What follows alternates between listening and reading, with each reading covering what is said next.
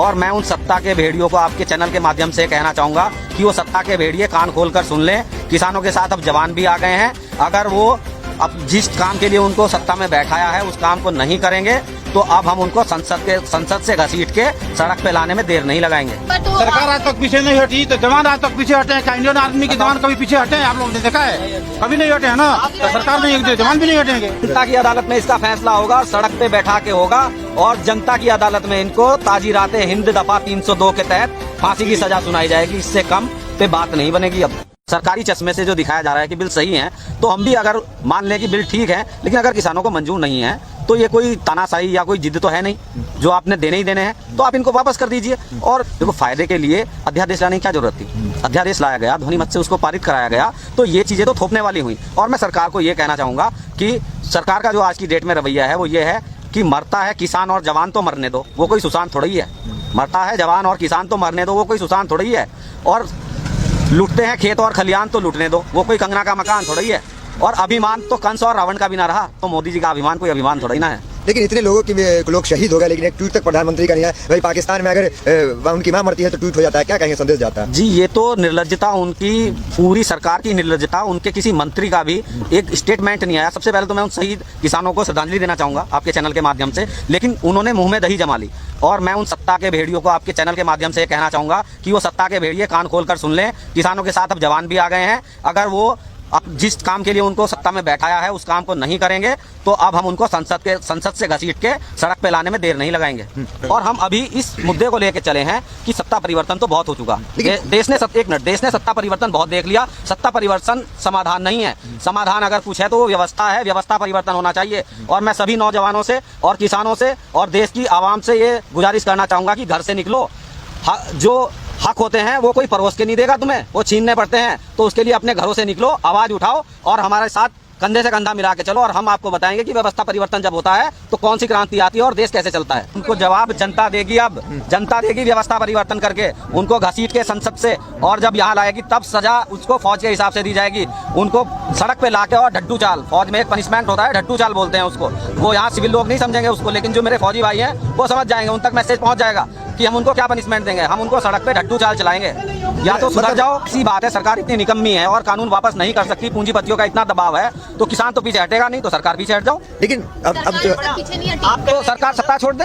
अगर नहीं संभाल सकते हो देश को तो सत्ता छोड़ दो। सरकार आज तक पीछे नहीं हटी तो जवान आज तक पीछे हटे हैं। क्या इंडियन आर्मी के जवान कभी पीछे हटे हैं? आप लोगों ने देखा है? कभी नहीं हटे हैं ना। तो सरकार नहीं हटती, जवान भी नहीं हटेंगे। लेकिन जिस तरीके से बल प्रयोग किया जा रहा है, आंसू गैस के गोले छोड़े जा रहे हैं और एक जवान भी यहाँ बैठा हुआ है, आप कह रहे 5,000 समर्थन दे रहे हैं, क्या कहेंगे? गोली छोड़ो, गोली से मारो, कुछ भी मारो, लेकिन सत्य को परेशान किया जा सकता है, पराजित नहीं। आप इस बात को ध्यान दीजिए। सत्य को परेशान किया जा सकता है लेकिन पराजित नहीं किया जा सकता। निंदा करेंगे ना इस तरीके की हरकत? बिल्कुल घोर निंदा करेंगे। हम घोर निंदा करेंगे। नहीं, मैं बता रहा हूँ कि ये जो 54-50 से ज्यादा शहीद हो गए, इनके ऊपर, सरकार के ऊपर 302 का मुकदमा दर्ज होना चाहिए। क्योंकि सारे का कातिल हैं ये लोग। ये अगर जो एक नहीं लाए होते तो इतने मृत्यु नहीं हुई होती, इतने लोग शहीद नहीं हुए होते। और आप बोल रहे थे कि मतलब आप कहना चाह रहे हैं कि जो मौतें हुई इसका जिम्मेदार कहीं ना कहीं सरकार में बैठे लोग हैं? बिल्कुल, जो जिन्होंने बिल लाया है वो सारे इसके जिम्मेवार हैं। उनकी वजह से इतने शहीद लोग हुए हैं और इनके ऊपर 302 का मुकदमा दर्ज होना चाहिए। जन आंदोलन बन चुका है। आप लोग देख रहे हो क्या? ये सिर्फ किसानी है क्या? इसमें हर वर्ग आए हुए हैं और ये विश्व का रिकॉर्ड कायम होगा। इतना बड़ा आंदोलन कभी नहीं हुआ है और ये महाजन आंदोलन में कुछ न कुछ मंथन होकर के निकलेगा। और इसका जो इसमें से जो बनेगा व्यवस्था परिवर्तन, जो बनेगा परिवर्तन बनेगा, वो सजा पक्का देंगे। इन शहीद का बदला जरूर लेंगे। शहीदों का बदला याद रखिएगा, बिल्कुल लिया जाएगा। और जनता की अदालत में इन पे 302 का मुकदमा हुआ है और जनता ही इनको ताजीराते हिंद के तहत दफा 302 के तहत फांसी की सजा सुनाएगी। इनको तब पता चलेगा। मतलब सरकार में जो बैठे लोग हैं जिनकी वजह से ये मौतें हो रही हैं, बिल्कुल जनता की अदालत में इसका फैसला होगा, सड़क पे बैठा के होगा। और जनता की अदालत में इनको ताजीराते हिंद दफा 302 के तहत फांसी की सजा सुनाई जाएगी। इससे कम पे बात नहीं बनेगी। अब हम चाहते हैं देश हमारा प्रगति करे तभी हम बना सकते हैं। अदरवाइज हम इन नेताओं के ऊपर विश्वास करते रहेंगे और वोट देते रहेंगे तो एक दिन हमें हथकड़ियां लग जाएंगी, पैरों में बेड़ियां लग जाएंगी और वही हाल हो जाएगा जो 1857 में था। लगातार जो है आप लोग रिलायंस का हो या अंबानी का हो या फिर बाबा रामदेव की कंपनी पतंजलि का बाइकआउट कर रहे हैं और इससे रिलायंस पे बहुत घाटा हुआ है। तो ये कैसे देखते हैं? बाइकआउट जारी रहेगा? इस घाटे को देखते हुए आप लोग वापस लेंगे इस चीज को, क्या कहेंगे? नहीं, देखो ये क्या होता है, जब शुरू में जियो का इसलिए ज्यादा हुआ क्योंकि प्रधानमंत्री होके, आप देश के प्रधानमंत्री होके आप एक कंपनी का एडवर्टाइजमेंट कर रहे हैं, आपको शोभा देता है? आपको शोभा देता है?